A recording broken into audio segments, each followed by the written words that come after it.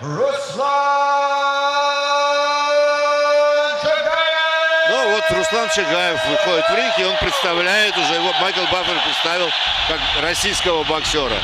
Вообще-то он до этого, когда выступал за Universum в Германии, он выходил под флагом Узбекистана. Но вот теперь здесь, в Чеченской Республике, став членом клуба боксерского именно здесь, в Грозном, он уже выступает под флагом России.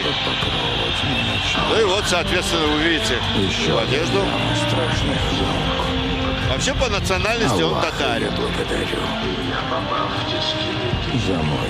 Все прошел в боксе, все повидал. Огромный опыт. Умный боксер. Может быть, сейчас немножко потерял в скорости, ну, в таких чисто возвратных качествах, но голова по-прежнему на месте. Очень быстро может оценить ситуацию, может подстроиться. Еще раз вспоминается вот тот титульный бой с Николаем Валуевым, когда он просто переиграл тогда нашего.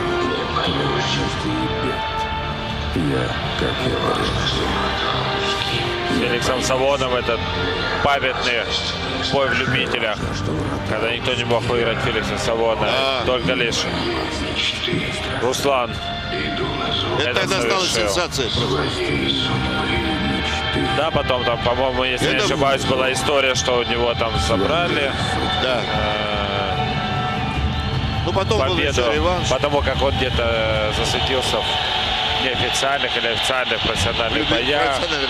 Да, хотя он только был любителем. Но это не умаляет заслугу. Конечно, сама-то победа в ринге, она была. Но в любителях победить Савона, это все равно, что в профессионалах Тайсона, наверное. В свое время, да.